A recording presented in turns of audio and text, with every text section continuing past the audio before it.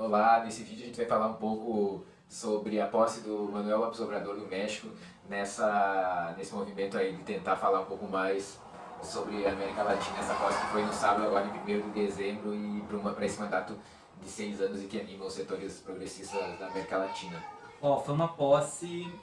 muito vibrante. A gente estava assistindo o tempo todo querendo ir pra lá, né? Porque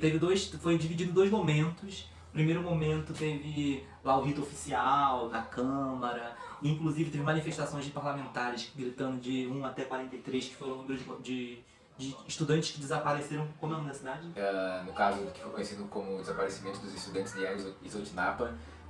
que segue até hoje sem elucidação esse caso. Inclusive, uma das primeiras ações do Obrador ao tomar posse foi instalar uma comissão da verdade que vai investigar esse desaparecimento desses estudantes que já passa de 4 anos. E depois desse momento, teve um momento na praça onde reuniu milhares de mexicanos, tinham dezenas de etnias, de povos tradicionais no palanque junto com o presidente. E são muitas diferenças com a chegada do Obrador, além de ser pela primeira vez um projeto identificado com a esquerda. Ele chega com maioria no Congresso, tanto na Câmara quanto no Senado. Número de governos também, né? Sim, e a partir da predominância que teve o Morena,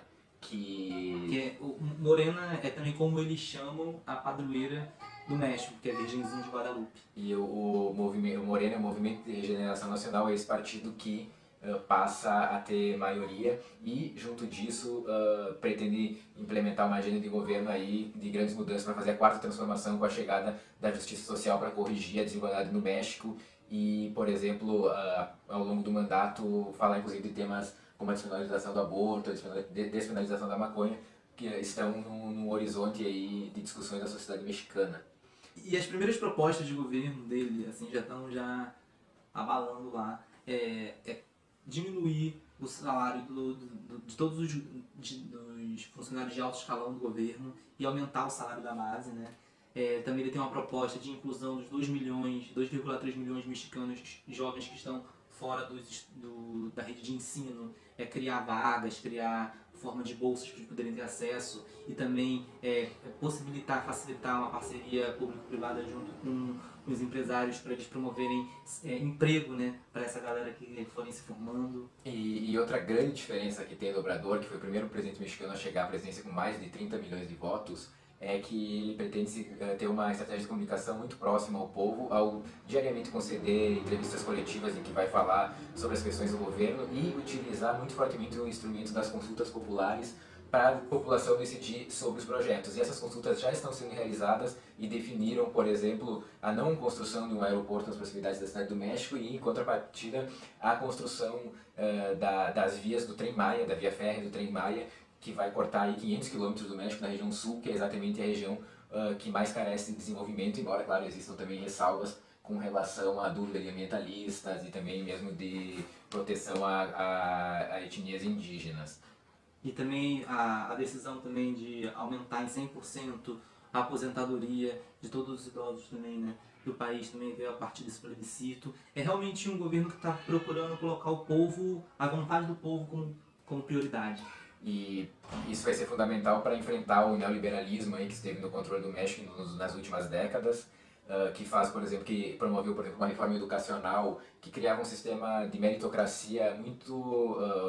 que penalizava os professores, principalmente os professores das localidades mais carentes. Essa reforma educacional vai ser revogada, vai ser vetada, e em compensação o governo vai ter que lidar com as reformas, com a reforma trabalhista que foi feita, que é exemplo da brasileira, retirou direitos da classe trabalhadora, e a reforma energética que faz com que hoje o México, ao privatizar muitos ativos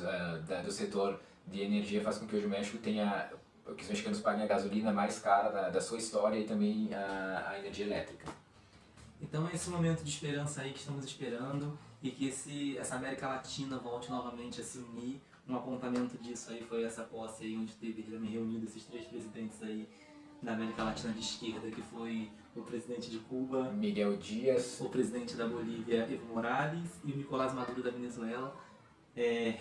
relembrando aquele momento lindo da América Latina onde tínhamos vários presidentes aí, né? A Cristina da Argentina, o Rafael Correa no Equador, o Dilma aqui. Inclusive, na questão da política externa, se tem muita discussão do tratado com os Estados Unidos, que é um tratado de circulação, um tratado de comércio, E a outra discussão são as caravanas migratórias, que também estão passando pelo México e preocupam muito. Com relação às ressalvas que também existem, claro, com relação à chegada do Obrador,